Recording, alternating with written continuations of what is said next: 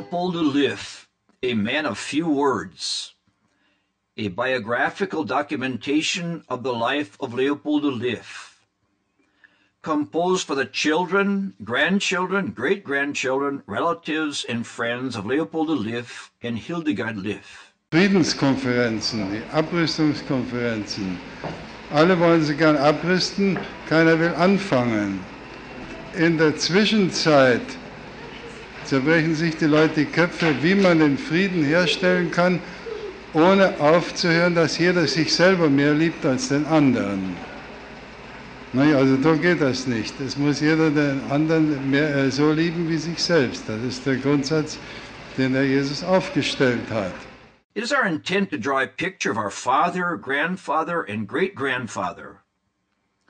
Leopoldo Löw was born on the 11th of February of 1902, therefore a little more than 100 years ago in São Leopoldo, in the state of Rio Grande do Sul in Brazil.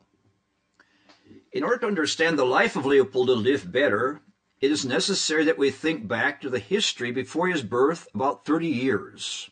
In fact, in the city of Prague, the then capital of the Austrian-Hungarian monarchy. Life in Prague at the end of the 19th century, the predecessors of Leopoldo Löw. Prague was the birth city of his father, the lawyer and journalist Robert Löw. Robert Löw was born in the year 1872 in the city of Prague. The family lived in the suburb of Śmierzów that was inhabited particularly by German-speaking families. The grandfather, named Leopoldo Löw, was a descendant of the group of German compatriots that in the 14th century came as public servants into the court of the Emperor Charles IV, that had made the city Prague the most beautiful city of the sacred Roman Empire of the German nation at that time. Through the following 4 centuries, the German influence was decisive in Prague. A concrete sign of the German superiority strength was the foundation of the first German university, so named Alma Mater Carolina. At the end of the 19th century, the Czech population experienced a significant growth, in that a decreasing number of the German population and the German influence ran parallel. In the last quarter of the 19th century, an ardent protest of the Czech people developed in Prague against the Austrian reign. This time tells the birth and education of Robert Löw. Robert Löw was one of the 5 children of Leopold Löw in Prague. His 2 brothers died in childhood. The sisters are Hermine and Hedwig. At that time in Prague, Robert Löw was born and grew up. The poet Franz Kafka also lived there.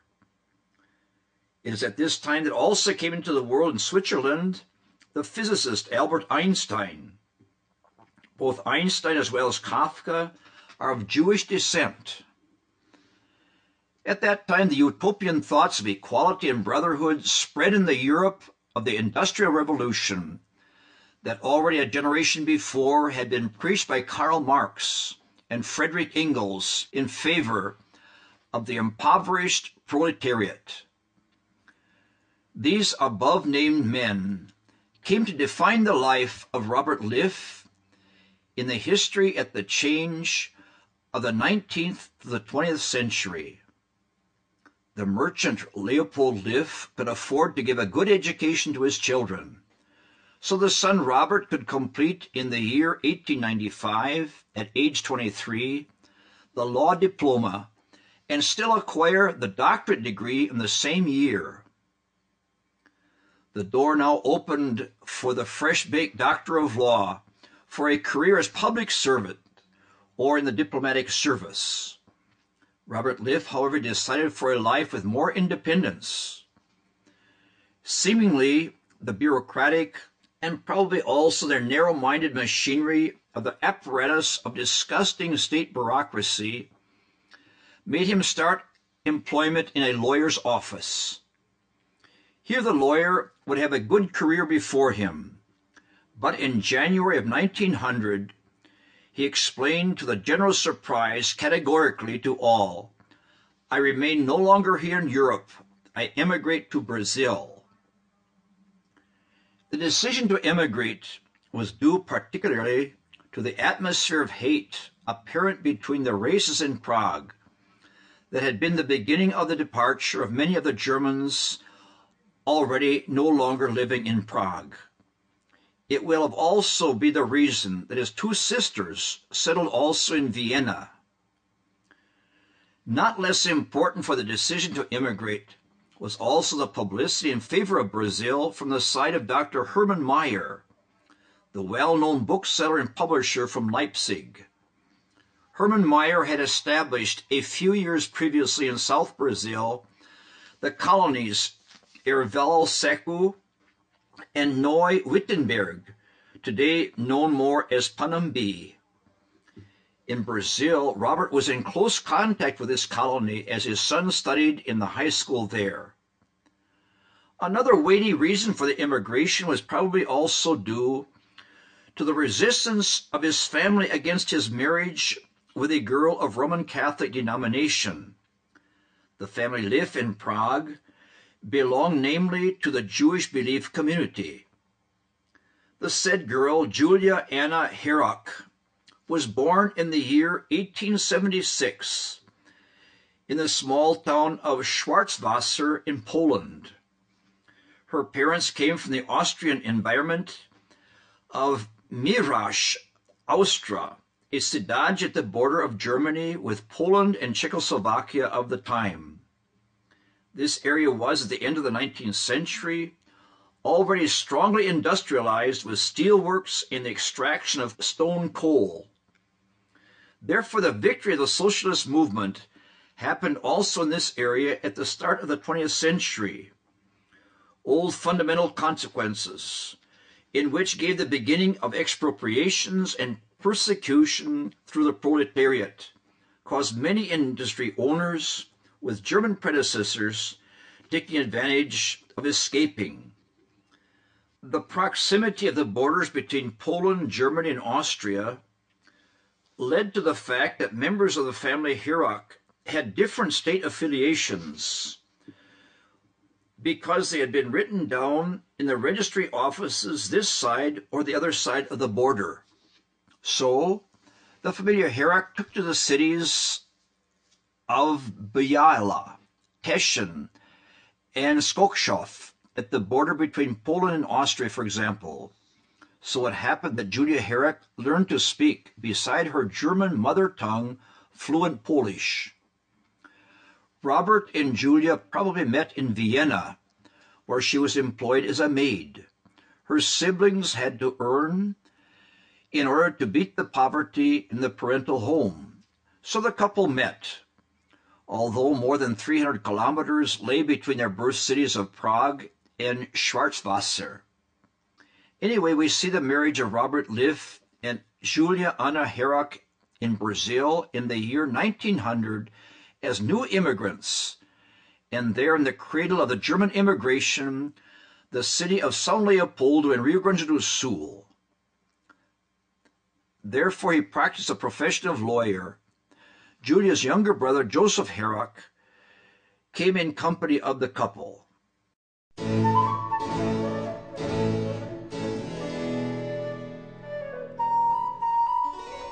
Independence of Robert and Julia in Brazil. The start in Brazil was not easy. In São Leopoldo, the first son, Leopoldo, came into the world in 1902. He was born in the district of Rio dos Sinos. Already in the first months in Brazil, Roberto Liff, now in the new country, attached to his first name a Portuguese-sounding O, and felt threats to his principles of truth and justice, as a client asked him for his agency to defend before the court a morally doubtful case. It was then that he assumed employment in a colonization company in Pirapó, in the area of the missions near the frontier of Argentina.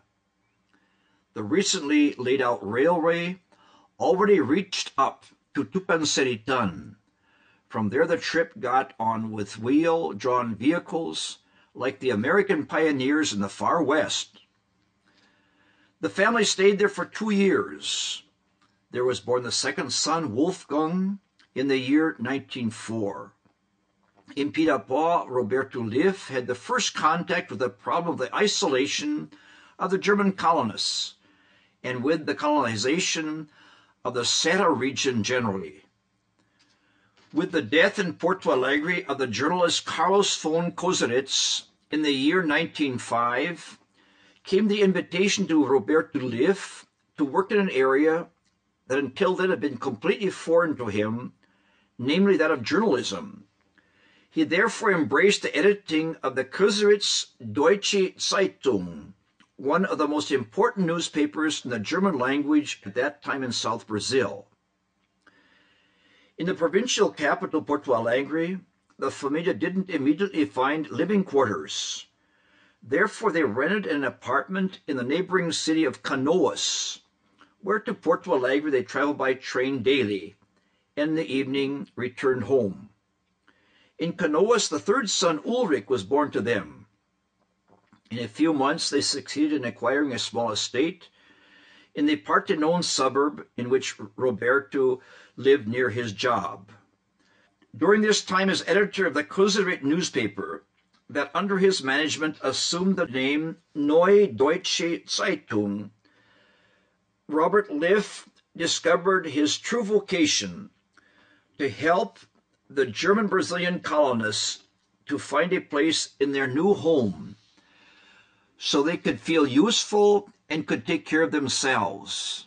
The knowledge of history, just like the judicial and political sciences, helped him in this. In that time, there already germinated in Roberto Löw the certainty that he must establish his own newspaper. This, however, should not be made public in the capital. The paper should come out in the interior of the country, there where the readers whom he wanted to reach with his convictions lived. In Porto Alegre was still born the most recent son, Otto. In Porto Alegre, Mrs. Julia Löw made an important decision. She went with the 3 youngest children for 1 year to Santa Cruz do Sul, where Dr. von Ortenberg directed a midwife course. At this opportunity, she did a 8-month-long practical course at Linha Monte Alverne. Probably the memories of the hard times in the interior of the country in Pirapó, with their difficulties in health, caused her to be driven to this decision. Leopoldo, the oldest one, stayed with his father in Porto Alegre, where he studied in the primary school.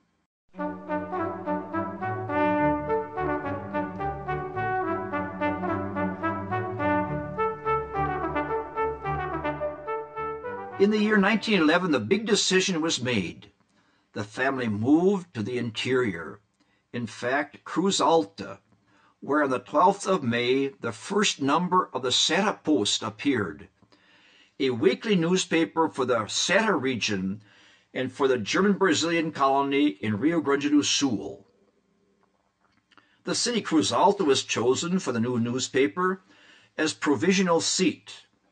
But 1 year later, the railroad line became already linking Cruz Alta to Santo Angelo, passing through Ijuí, thus permitting the definitive seat of the business in Ijuí. From there appeared the newspaper De Serra Post, and later the Correio Serrano, and would become the weekly companion of the German colonists on the Serra region for the next 60 years.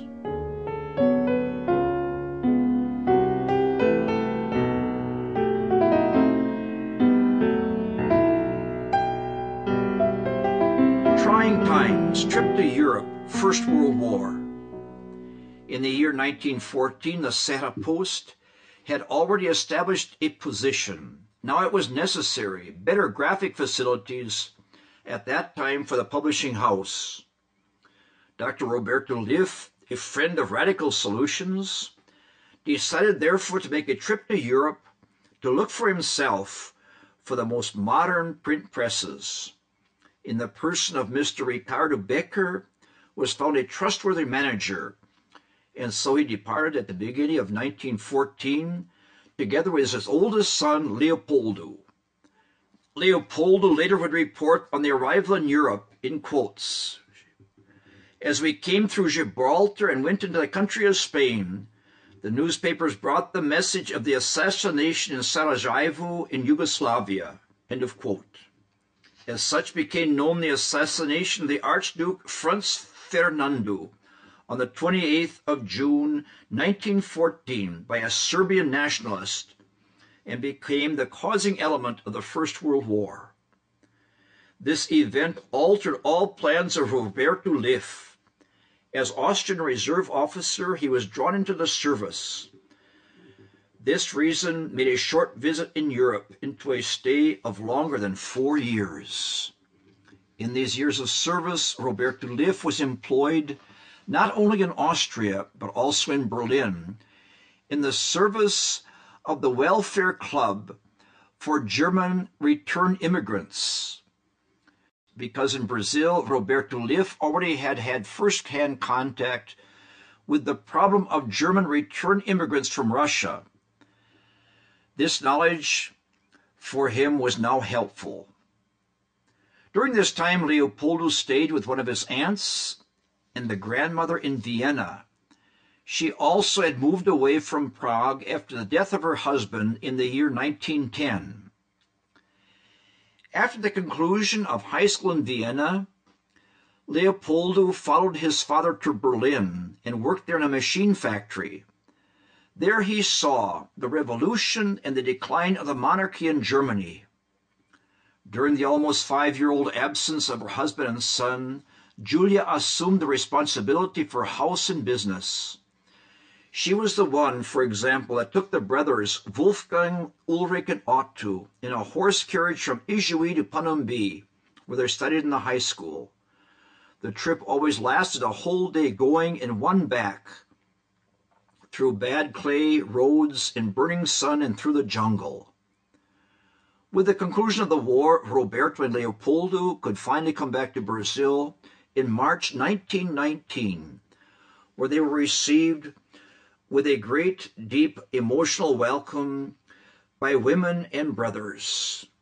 They came back from Europe enriched at the bitter experience of the 5-year separation. The huge war experience had buried itself into their soul deeply, all the misery that they had seen, the moral decay of the defeated people, the hatred and revenge and greed of the conquerors, and the feeling of an immeasurable injustice. Roberto had lost his trust in the good of the human being. He came back to Ijuí without the optimism they had before his departure.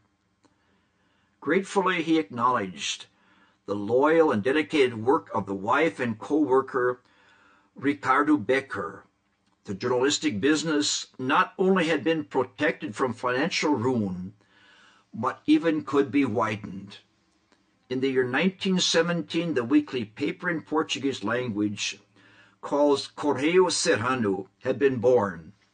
It was a paper in the vernacular language, because in the war years the use of foreign languages was prohibited.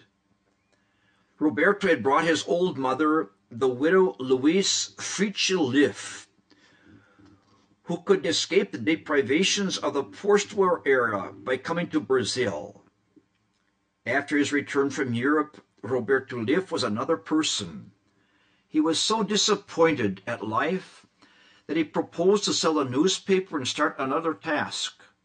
This time it was Julia, the brave woman, who insisted on continuing at the point of whatever to make it succeed.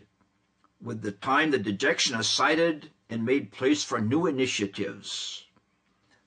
The family of the brother-in-law, Franz and Sophia Herrick, with their children Ottilie and Otto, in the year 1927, came to Brazil with the help of Roberto Löw after they had lost their possessions to the communist conquerors in Poland.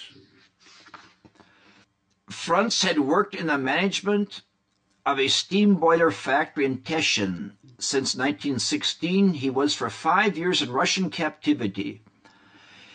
He succeeded in escaping over Vladivostok, hidden in a railroad freight car, and by willpower over other difficulties. Franz moved with his family into the newly established colony Porto Feliz, today named Mondai. However, later, he found his definitive residence in Palmeira das Missões.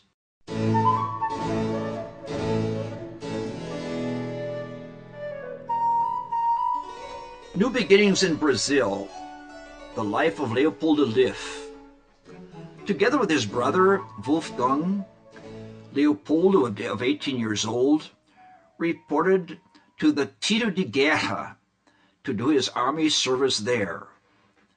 Still before course of the stipulated term of service, Leopoldo left about the end of 1921 to begin studying mechanical engineering in the United States of America.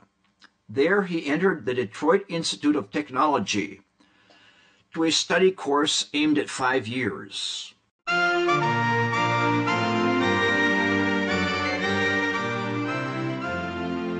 As he went into the harbor of the county of New York, he was spoken to by a group of young people with a question. Do you want to go to the YMCA? Do you want to go to the Young Men's Christian Association? This Christian club maintained an inn for the newly arrived immigrants near the harbor. There Leopoldo had his first contact with a Christian belief in the form of the American Free Churches. In Detroit, he wanted to work during the day and study in the evening. For his performances produced with the supplement examination, the magazine Detroit Young Men of the 1st of December of 1921 brought a laudatory mention. Time came, however, in which to stay in the United States, even with the help of parents in Brazil, was beyond his powers, and he forced himself to break off the study and to change to the German scene. There in 1922, he entered into the school Technikum Strelitz near Berlin. In this time, Leopoldo had his first, more thorough contact with the Bible. He bought himself a bag Bible and read it from the first to the last side up, particularly during the long trips between his residential and workplaces. This interest for the Bible would accompany him throughout his whole life, and he would possess the Bible in different languages, as in French, English, Spanish, Swedish, German, Portuguese, just like in different translations in English, German, and Portuguese. Leopoldo received in the course of the year 1923 the visit of his parents that made for another trip to Europe. At this opportunity, the father, Roberto Löw, meets once again, it would be the last in his life, his sisters in Vienna. In the summer of 1923, Leopoldo does a practical course in Silesia. There a power station was erected in a lime factory at the Bober River. There he made friends with Ernst Morgenroth, one of the directors of the company, who invited him over the weekend to his own apartment. On one of these weekends, the sister-in-law, Morgenroths, came to a meeting of young Christians. It was Hildegard Dietz. She had come with a group that she led. Leopoldo was one to himself, an introverted, silent human being.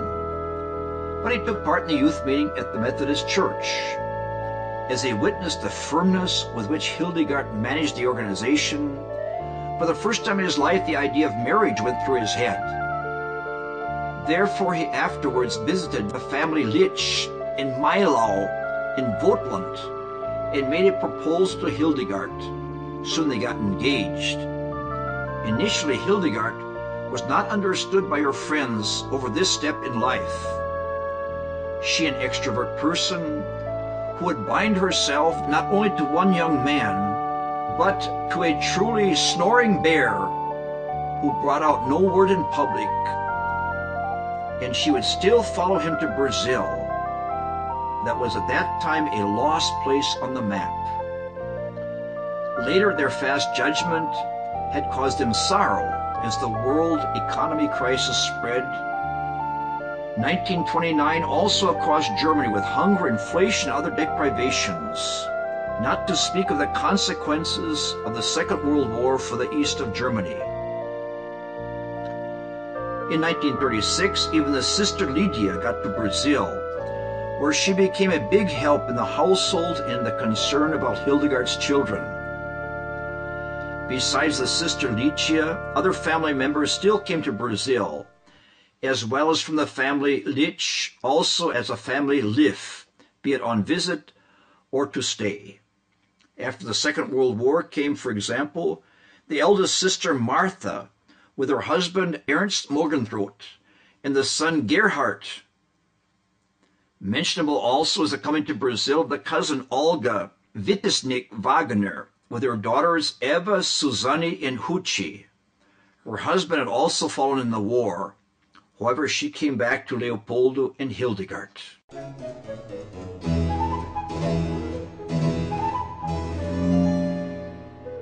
Because of the engagement with Hildegard, Leopoldo must prematurely interrupt his stay in Germany. Also, the education at the Technikum is broken off before the conclusion. The strict principles from Dr. Roberto Löw in matters of love and marriage demanded an immediate return of Leopoldo to Brazil. In the beginning of 1924, Leopoldo came back from Germany to Brazil. He had immediately to serve the rest of his service there at an army post in Santo Angelo. One of his superiors there was the Captain Luis Carlos Prestes, who was quoted at that time as a revolutionary against the federal government. As the group of soldiers to whom Leopoldo belonged drilled near the border, he succeeded in crossing the Uruguay River with some comrades and to get to Argentina. He was therefore in the Argentine city of Posadas almost 1 year. But also, this time was used to widen Leopoldo's horizon, professionally in the metal industry, as also culturally in contact with the Spanish language. As the revolution had faded away then, he could then come back to Ijuí. But let's go back to Hildegard and her engagement with Leopoldo, however.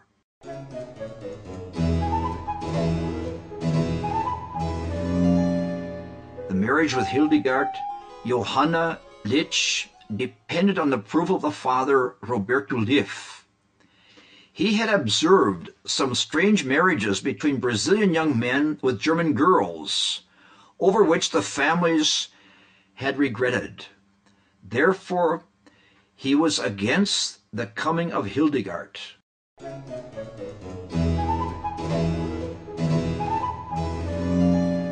Something of Hildegard's history. Hildegard was born in the Saxon city of Milo, in the Voigtland, as the youngest child of 8 siblings. The eldest sister Martha was married to the friend Ernst Morgenthrodt. Hildegard's father was a weaver as occupation.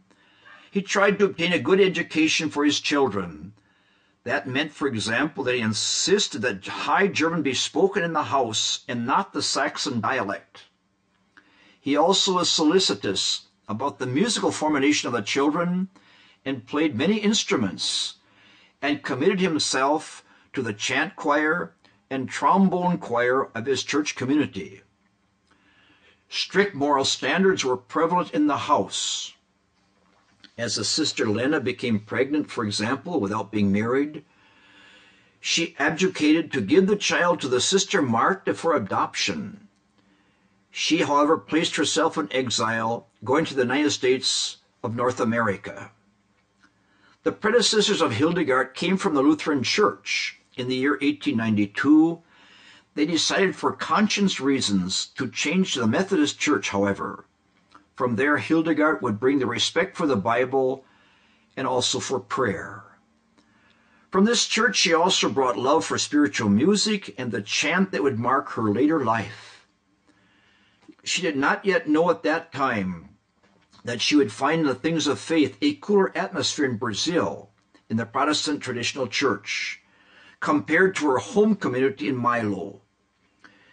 In order to maintain the faith of her home life, she counted on the support of her husband Leopoldo, who in this matter was a self-made man until the end of his life. It lasted 3 whole years until Leopoldo could convince his father that Hildegard would be the right life companion for him, so that his father paid the passage for her.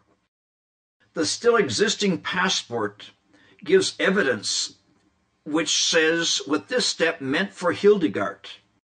Besides, the departure date states the reason of the trip: immigration to Brazil. This means there was no going back for her. The step into the marriage was final. It didn't contain the alternative with which today many young people marry, that one can decline this decision. Also, this decision could challenge her in belief. The wedding was celebrated in a Lutheran church in Ijuí in the presence of a few guests.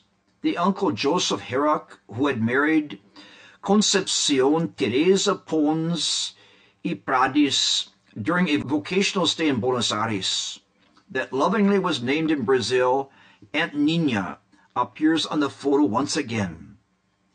On the faces of the bride and guests, there shows the exhaustion of the long wait that was finally overcome under the blessing of God and the people. The couple lived and worked with the parents, and Roberto Löw was in charge of the house like a patriarch. As already said, Hildegard was a more cheerful young human being who brought many talents that proved in the business to be very useful to the family Löw, so that also the father-in-law was surprised positively over the selection of his son Leopold to be the husband of Hildegard. In the papers of Hildegard, it states as her occupation mostly as housewife. In details, however, and in practice, she worked as secretary, bookkeeper, stenographer, and manager. She was an all-around woman and won general trust and respect soon. So she has studied not only at a business school and brought this knowledge into the business of Roberto Löw. She knew, for example, even the use of the Morse signs, which was of interest for the newspaper. The latest news could be received with it from overseas, also in the jungle of Brazil, and could be published. The news was admittedly transmitted in English from Europe and America, and Hildegard wrote the letters as they were received on the radio, one after the other. She herself didn't know what she was writing, because she knew only the German language. But Leopoldo translated the text from the English into the Portuguese national language. With the marriage of Leopoldo and Hildegard, the emphasis was put on the formation of his own family. They are written in the year 1927. That says, in 1928, there was born to the couple a son, Günther Siegfried. 2 years later, the brother Roland Germano comes into the world. In the year 1931 in Ijuí, under the technical management of Leopoldo, the first building was made of a structure of steel and concrete. A 2-story house with a cellar. The first floor was intended as an apartment for the family. Ground floor and cellars were used for the printing work. The roof contained a big storage and a generously aimed porch from which one had an overview of the city of Ijuí. The newspaper Correio Serrano and his German counterpart Die Serra Post was the main task remaining from Dr. Roberto Löw. As far as the newspaper is concerned, other work branch shops were established besides the newspaper that resulted from the publishing house work. One of those was the Livraria Serrana, the bookstore, with writing and stationaries. For many years, this business was an important place for the Ijuí culture. With time, also the business branch of the printing work and the offset prints, with which 4-colored prints, already made more easy and better, could be made and widened. All these work branches necessitated the employment of many experts as it were printers, linotypists, photographers, machine technicians, drawers, administration employee, and others. The family of Roberto Löw soon possessed a private automobile, a Ford A, fabrication of year 1929, and for its maintenance Leopoldo was responsible. The outbreak of the Second World War in the year 1939 impeded the import and maintenance of good presses. This circumstances obligated Roberto Löw to equip a good metal workshop. That became the way Metallurgica Serrana was born, a workshop that employed in the best of time up to 30 experts. In it became copied for the first time of the Second World War even a bigger offset press machine. In the hardware company Metallurgica Serrana, also a steam generator was installed. The publishing house could not depend on the public electricity network alone, that delivered the electric current on some days only part-time. The newspaper had to appear promptly. The partner Ricardo Becker separated from the company in the year 1928. Through reception of the sons already grown up, now as partners, the company became recognized as Löw & Sons Limited. Already some years later, in 1936, the newspaper publishing house had for legal reasons to be separated as an independent company from the remaining undertakings, and for its management the son Ulrich Löw was entrusted. The separation of the journalistic business was the first step to the division of the different industries among the children, because Robert Löw was becoming older and saw his strength waning. The total restructuring took place in the year 1947, 4 years after the death of the originator in 1943. The offset printing office with the connected metal shop Metallurgica Serrana was taken over by the son Leopoldo. Wolfgang and Otto took on the wood mill and the plywood factory in Turvu and in Ijuí. To the son Ulrich fell, as we already noted, the newspaper publishing house. Otto later had the wood company and established a transportation business in São Paulo.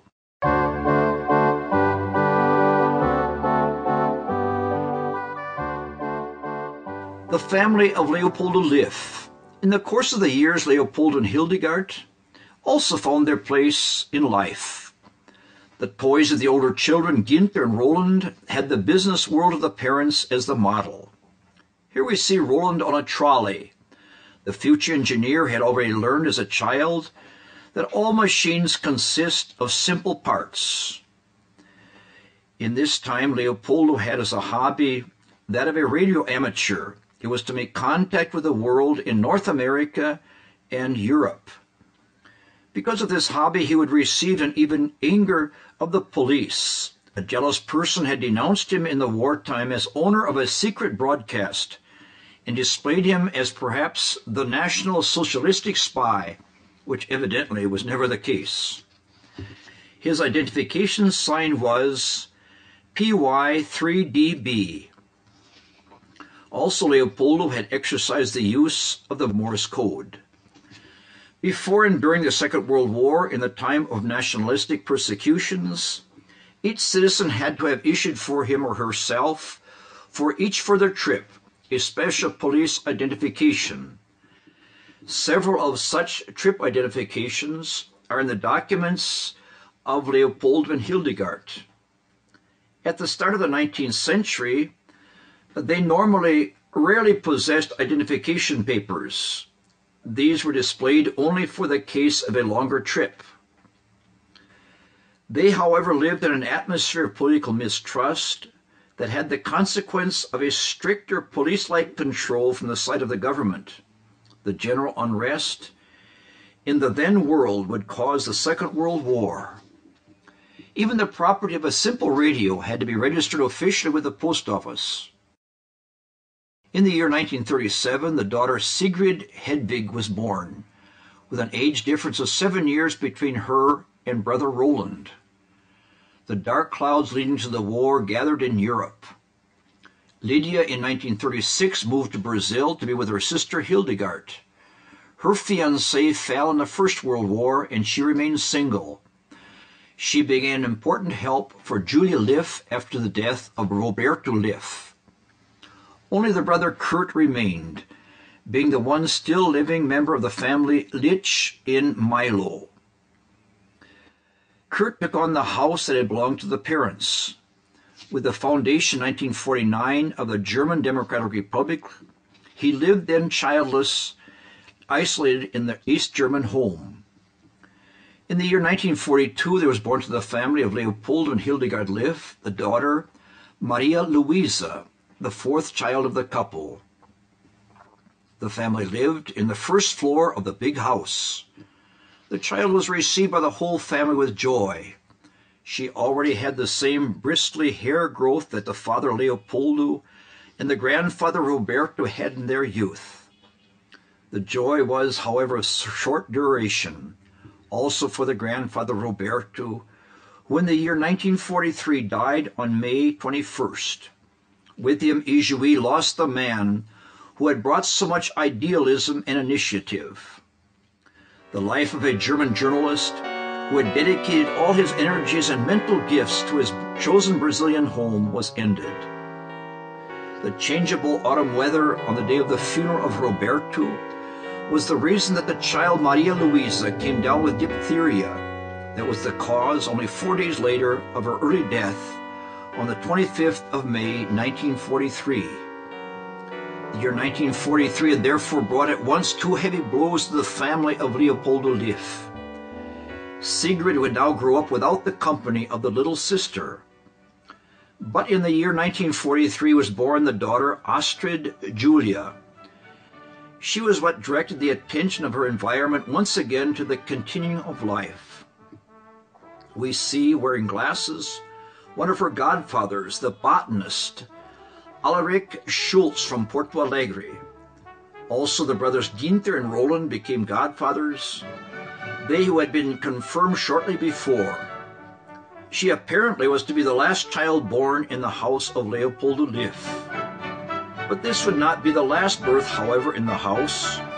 2 years later, 1945, the last daughter came to the world, Ingrid Licia.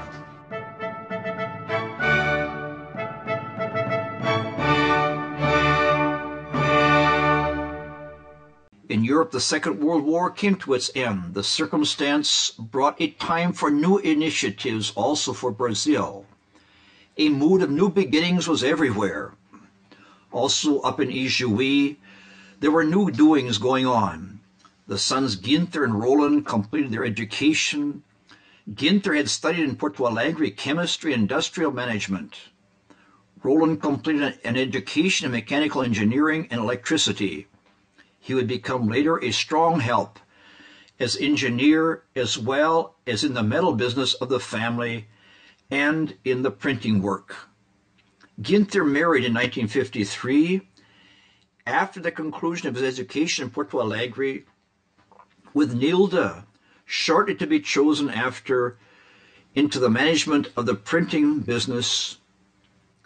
And in the year 1951, Ernst Morgenroth moved from Germany to Ijuí. He was the one through whom Leopoldo had met his wife Hildegard 25 years before.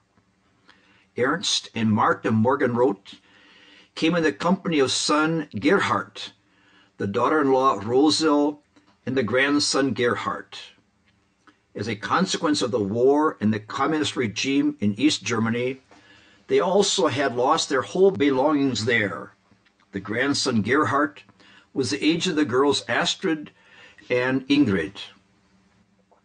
Ernesto Morgenroth, as he was named in Brazil, was for 9 years personnel boss in the company Litografia Serrana, but then returned to Germany.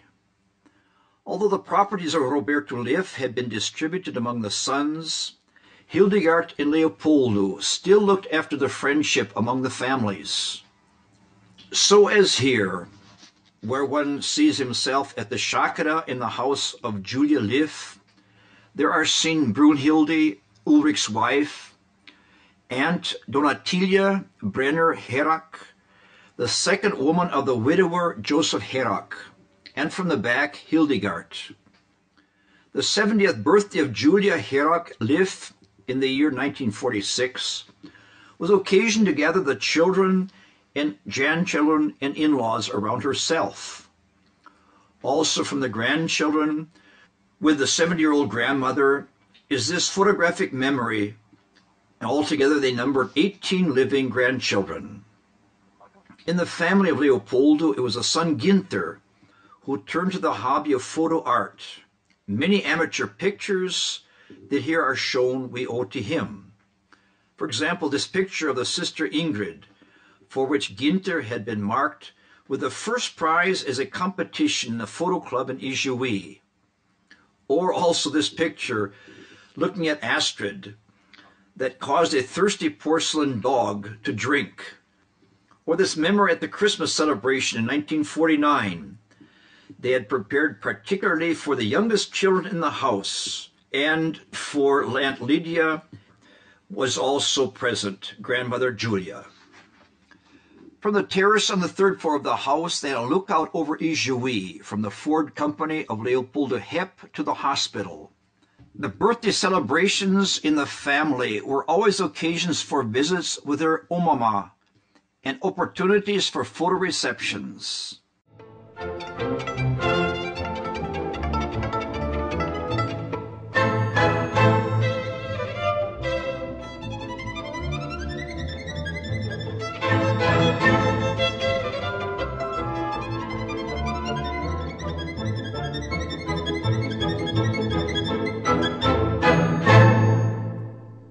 Other photos seem to have been taken by professional photographers in Ijoui.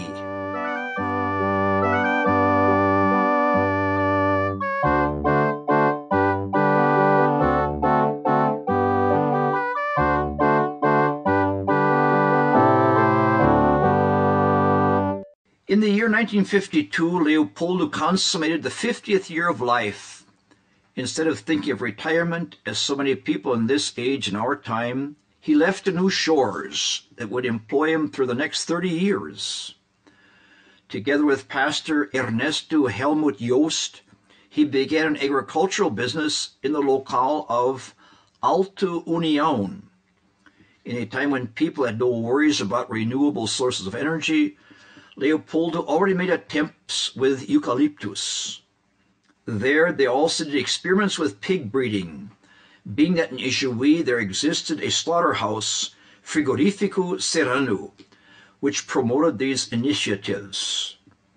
2 years later, they rented a bigger country area in the nearby country or county of Cruz Alta, where they started with mechanized agriculture and especially planted wheat and soybeans. To this purpose, the society was widened by the reception of the partners, Pastor Rodolfo Schneider and Edgar Geiss. Granja Rio Branco, as the business was named, decided to purchase its own estate in 1957. The partners Schneider and Geiss left. Since then, the agricultural business was led by the two partners, Leopoldo Löw and Pastor Ernesto Joost, while Osvaldo Franklin da Silva, a nephew of Joost, served as its supervisor. In agriculture, Leopoldo tried always to proceed scientifically.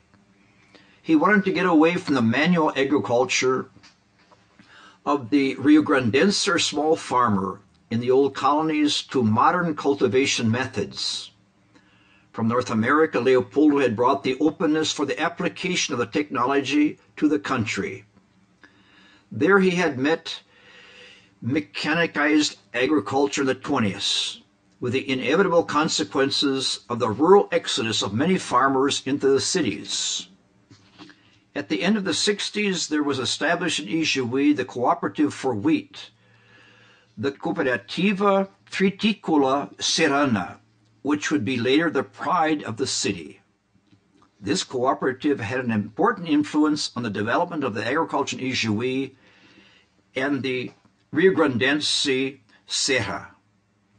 In this cooperative, Leopoldo Löw and Ernesto Joost were among the founders, and Leopoldo was one of the biggest investors of revolving capital funds. He said himself that a cooperative needs revolving capital in order to be able to work well. In the Rio Branco settlement, Leopoldo Löw was a pioneer in something that involves the ground correction with lime. That made possible, first, the utilization of the nutrient-poor soil of the farmland for agriculture. The red ground of the country produced almost only worthless grass that served only inadequately for an extensive cattle raising. He was also one of the first that used the technological achievements in the area of direct planting, the alternation in the use of the ground, level curves, and other efforts in view of conservation of the ground fertility. The efforts of the wheat cooperative in the introduction of new culture always found in Leopoldo Löw someone open for innovations. For example, the trial projects for rape or sunflowers. Therefore, even the grain planted by Löw and Joost with scientific methods in vogue at that time at their disposal could acknowledge an expel of some years to the cooperative in the 70s as seed. In other words, their seeds were used for planting other crops. As the widower pastor, Ernesto Joost married in 1962 in Germany. Leopoldo meanwhile administered the agricultural project alone that had grown in that time to a property with 920 hectares of land, 7 tractors, 4 combines, trucks, grain, machinery, and other implements, and employed approximately 15 people. The final division of this business happened in the year 1980. A 30-year-old history of mutual trust, friendship, and the work of the 2 sponsoring families, Löw and Joost, came to its end. In retrospect, we determine that the Rio Branco grain has been the business of Leopoldo Löw, administered with biggest success. Through the agriculture, not only the partner Joost could pay his children's academic education. The children of Leopoldo and Hildegard could be helped in the construction of their houses or the purchase of a car, at that time still very expensive, for the exercise of their occupations. To this purpose, they made a trip to Brasilia at 70 years of age, there giving to Sigrid one of the cars.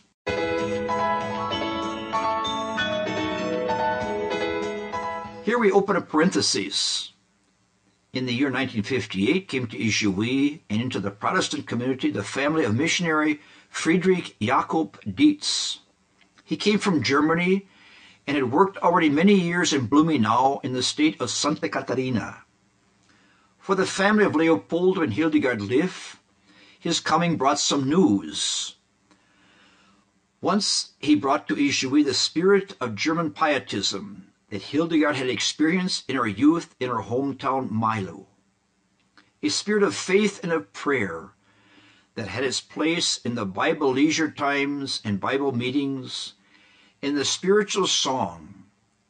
Leopoldo and Hildegard felt immediately this spirit in themselves. The daily Bible harvest in the morning, each day, was something that followed them their whole life during their time of Shemahaun.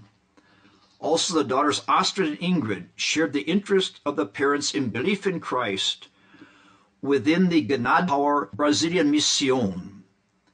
Their spiritual growth happened particularly in the work with children in the Sunday school and in the guitar group under the management of Mrs. Ida Dietz. However, the sons Emil and Werner, who sometime brought some unrest into the life of the family Löw, belonged to the family of the missionary. Both tried to court the daughters Astrid as well as Ingrid. Astrid and Emil married in the year 1964. Emil had worked some years on the construction of a small industry that had specialized in the printing of wood articles and employed over 10 employees in its best time. With email, the Lithografia Serrana received a co-worker in whom the owners put big hopes for some years. Ingrid and Werner were married in the year 1969 after a 7-year wait. As pastor of the Protestant Church of the Lutheran Confession, he and Ingrid did not remain in Ijuí, but they were sent to Getúlio Vargas, Rio Grande do Sul, into the parish. Here the parentheses close.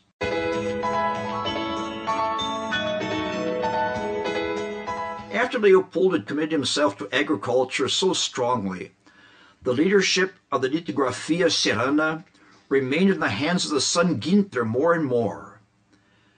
The company, as it was named lovingly by Hildegard, in this time had its own development. It went back to the 1928 equipment of the first offset machine with which Roberto Liff had printed in 4 colors the jacket of his calendar Serra Post. The offset printing work recorded such a growth that it required not only the ground floor of the house in Ijuí, but also the cellar and other buildings that had to be built beside it. It became necessary to develop the 3rd floor to accommodate around the sign and photo department. In the year 1961, the Lithografia Serrana, that had been restructured into a public company, could acquire a printing business insolvent in Porto Alegre. They hoped through it to have a better entrance into the market of the provincial capital. The leadership of the 2 businesses, as well as in Ijuí as in Porto Alegre, suffered under lack of qualified executives. Therefore, the general meeting decided to bring the press plant from Porto Alegre to Ijuí. The construction of a big covered building became necessary for this. At this time, the company had approximately 110 employees. Its general director, LEOPOLDO LÖW, always felt it painfully that the business was missing at the necessary revolving capital aspect. And again, new financial injections had to be made. As Leopoldo and Hildegard Löw therefore saw themselves in the year 1982 as to their health, no longer able to take care of the agriculture, they decided to sell Rio Branco grain in order to invest in the Lithografia Serrana once again. This decision required some months for its realization.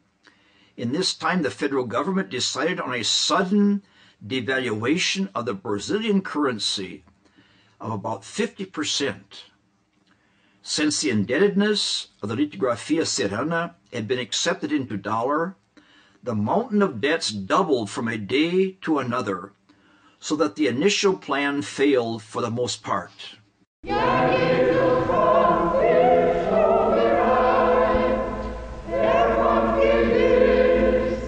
Let's turn now to the personal life of the family once again. In the year 1977, Leopoldo and Hildegard Löw could celebrate their golden wedding. To this event, all the children were present. The celebration offered opportunity to a retrospective view on the bygone life. A church service in the Lutheran Church of Ijuí gathered the family and friends to a ceremony of thanks and praise to God. That day they met for a celebration in the gym club. At this opportunity, some photos were done for memory's sake.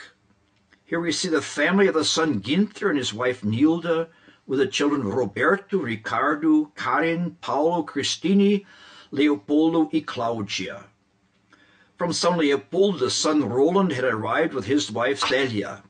Their children are Roland Jr., Simone, and Tomás. After the death of his wife Célia in 1994, Roland had married with Adelma Tomasi. She is the younger sister of Célia. From Toronto in Canada, where she was in the Brazilian diplomatic service, Sigrid had arrived with her daughter, Alice Helena. Their husband Arnaldo Alves Pereira could not take part, unfortunately, in the gathering. Astrid and her husband Emil Dietz arrived from Curitiba. Their children are Ulrich Andreas, Frank Thomas, Ligia Renacci, and Christina Claudecci. Ingrid and her husband Werner Dietz came from Arabutan in the interior of Concordia in Santa Catarina. Their children are Rolf Joaquin, Martin Timoteo, Christine Dorothea, and Marcus Robert. Altogether, they numbered 25 descendants of Leopoldo and Hildegard Löw among children and grandchildren. Even at her age, Hildegard was entrusted with the task of the management of the woman choir of the Lutheran Church and the choir of the mission work in Ijuí. This work was undertaken by her for some years and was done with the joy and energy of her youth in Myla in Germany.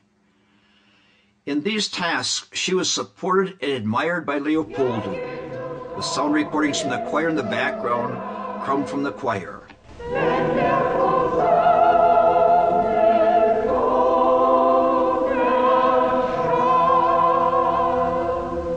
Through her marriage with a foreign citizen, Hildegard had lost her German citizenship without acquiring a new one. She was therefore a person without a country. Because of that, she had decided on the acquisition of her Brazilian citizenship. This would license them to come back from a visit with a daughter in Canada to Brazil without further ado. In the last days of December of the year 1983, the life of Hildegard came to its end. She was an example of fidelity and adventureness through 56 years for her children and grandchildren at the side of her husband Leopoldo. She was buried by Roberto and Julia in Ijuí, in the grave of the family beside the parents-in-law Löw, the grandmother Louise Vichel Löw, and her infant daughter Maria Luisa. Leopoldo still lived in his apartment in the first floor of the house of the family. Besides the support of the son Günther, he could count in his house also the help of Mrs. Frieda Benman, who had been a loyal family supporter for almost 25 years. But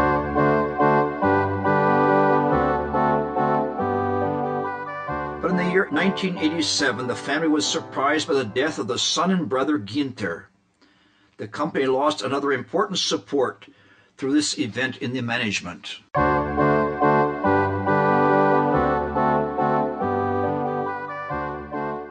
Although it was seen that the company was not able to reestablish financially, its final shutdown occurred in the year 1994.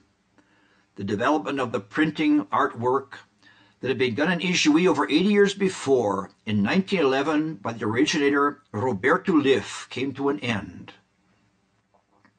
The brother Roland, besides the uncle Ulrich Löw, had adopted responsibility for the Lithografia Serrana, but no longer were able to save the case. From one day to another, almost 100 employees lost their jobs. In the conclusion of our slideshow, we still want to remind ourselves of some personal words and principles upon which Leopoldo and Hildegard had lived. Hildegard, for example, had always admonished her children never buy an installment or to buy on credit, but to buy only with the money that one possesses in cash. It was this principle that she had learned in her parental home where she had once lived. Leopoldo knew to wait until he was next. In the meetings of the company or the church, he lifted the hand patiently and waited until he could use the word. He knew that one reaches slowly also the goal. He was a man who stuck to principles and had not let himself be sidetracked by superficial intents. If someone wanted to put pressure on him, in that he said, "If you don't release him from the company, I will go." Answered Leopoldo quietly, "It does me sorrow that you've already made your decision. You then can go." Another principle was that in matters that can become reduced to a short decision if someone had a matter that he was not able to put on one single sheet of paper. That person could not hope to be attended to. It was probably another thing from his youth time in North America, where he'd experienced the American pragmatism.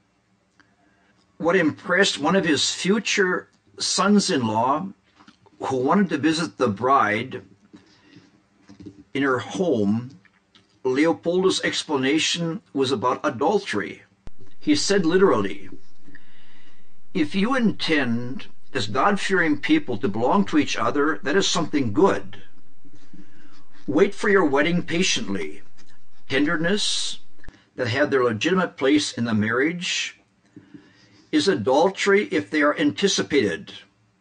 For the time being, communicate by mail between you two."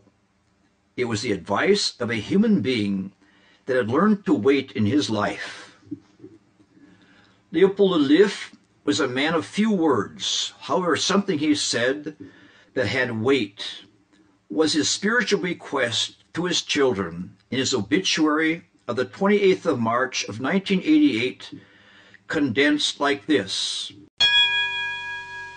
"I would like to have you well informed. I speak about the Bible. She may have already been mentioned, forgotten in the name of science, who has made malicious remarks analyzing the Bible, but that has gotten miraculously through all these centuries.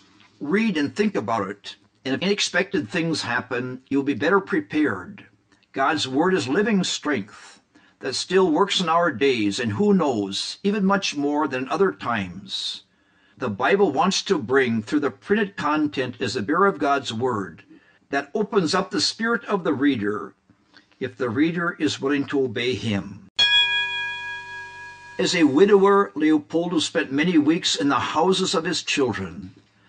Still at 82 years old, he made a trip to Moscow, where the daughter Sigrid was professionally active. On this opportunity, he visited once again the city of Vienna, in which he had spent an important part of his childhood in the house of his aunt and grandmother. In the year 1988, this life of 86 years came to its end. On the many good as well as heavy experiences, our God has put his welfare and his blessing into this life.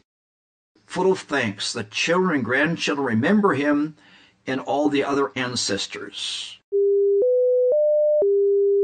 Provide for descendants an authentic ideal, the imitation of which should be for them a realistic objective, is what Martin Fisher, as he started to describe the life of Roberto lived to it in his 100th anniversary.